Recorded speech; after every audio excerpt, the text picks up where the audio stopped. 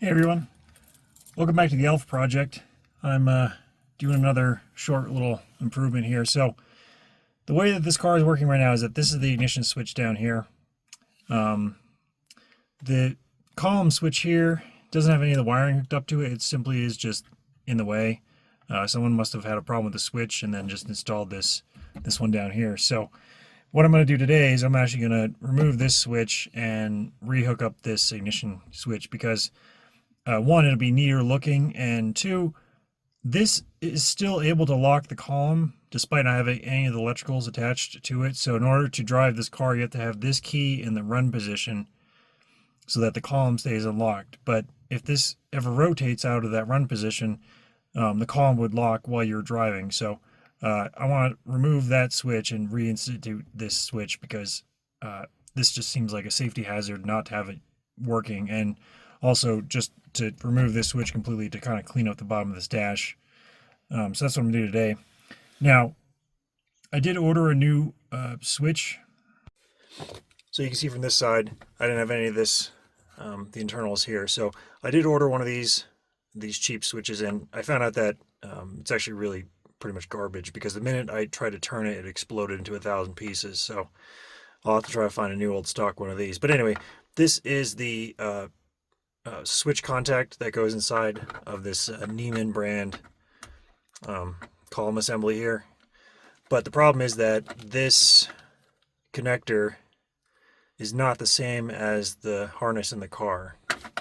So as we come onto the car, you can see here, this is the wiring bundle that goes to this ignition switch here. So it still has both parts of the harness connectors. So what I'm going to do is I'm going to disconnect that switch and then unsolder the connections off of that connector so that I can retain the use of this harness connection, but then use the new switch on the column. So here we are back on the bench. So I've got the new switch here, and you'll notice the new switch has 5 wires running to it. And again, I ordered this off of an MGB, plus it's got this extra purple wire. So I only care about the contact portion of this. So the fact that it has an extra wire to me doesn't really matter. All I need to know about is, the brown wire in the center is the main feed. The white wire is for the ignition. The red with white is to trip the starter solenoid, and this green with white is for stereo or whatever. I don't know what this gray wire is. Again, it's probably just an MGB thing, but I'm going to solder all these terminals and solder on the old harness onto this new switch. Now, I will make a note on a piece of paper or something which wires go where so that I don't make mistakes when I do this, but yeah, that's kind of the plan for this. Now, here's the old connectors. What I will do is I will actually de-pin this and clean every single one of these connections and then fit them back into this plastic connector, just because I want the maximum performance out of the ignition system, and dirty contacts are not the way to do it. So I will give these a bit of a cleanup. But you can see it's just again, the same colors here. So we got white as our ignition feed, the light green with white, which is again for the stereo usage or whatever accessory you want, really. The white with red tracer is the starter solenoid trigger switch, and then we've got this solid brown wire here for main power going from the battery into the switch. So yeah, colors are the same. Obviously, on this one they're not the exact same, but I understand what it is trying to tell me here. This red with white versus white with red, original stuff versus replacements. But yeah, so now that I've verified what's going on, just a matter of unsoldering and moving these wires over. I'll probably cut and solder, them ahead of time, so that way I can just solder it quickly to this, because this thing is cheap in plastic, and I don't want to overheat the plastic and cause any issues with the new switch. But I'm really excited. I think this is going to be a good repair. You can see that the wiring, the old versus the new, they're about the same length, so I shouldn't have any issues connecting it to the old harness. So whoever took the old switch out and replaced it with this one, at least they cut it at the at the switch and did this modification. So I do appreciate whoever that was that did this work. They at least left me with something to work with for here in the future. But anyway, yeah, step one is get this big switch disconnected, get all these cut off, and then get all these connectors cleaned up. So when I'm working with connectors like this, you just need a small screwdriver, and you get it underneath the little tab that's in here, and you can release the connector quite smoothly like that. Actually, these look pretty clean. Well, I'm gonna give them a bit of a cleanup with some steel wool or the wire wheel or something. But I'll do one at a time, that way I don't forget which one goes where.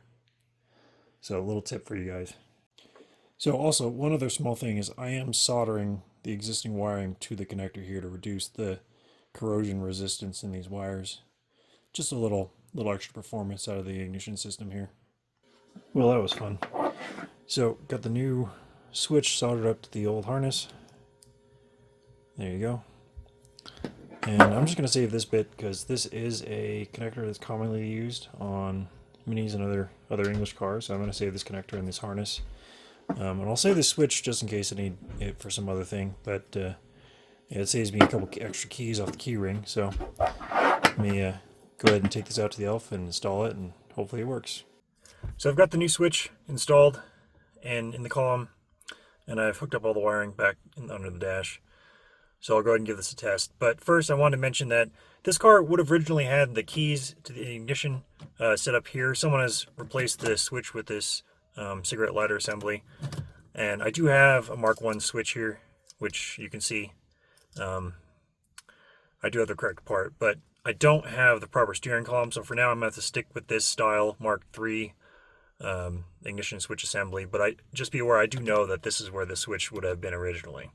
And continuing on with knowing things about how this car was originally set up, you can see here this piece, this is the connector. Again, the wires here are from the switch, and this is the part that goes into the harness. Now, you'll notice here these blue connectors, those are actually connected into the original harness itself. So the original ignition system had 3 wires back there, cloth wrapped wiring. So those wires would have originally run to the dash switch in the center of the car, and someone has just connected this piece to that harness assembly. So should I ever want to convert this car back to a dash switch, I do have the original connections, and the original wires are back there. So after all that work, was it worth it? Well, I mean, now I get to use the key in the column as it was intended. We see the ignition light come on, and if I turn it over a little more, it'll crank. So yes, it is worth it now that I've reduced, again, one less thing in here, less wiring mess, and yeah, now I have to worry about the column locking if I don't have this key in place. Which, if you haven't ever used one of these ignition locks with the button, the way to get the key out is you just simply have to push the button to release the key one more notch, and then it comes out. So yeah, one more little project down on the elf. So if you guys thought this was interesting or helpful, let me know in the comments below. Otherwise, stay tuned for another one of these little elf projects.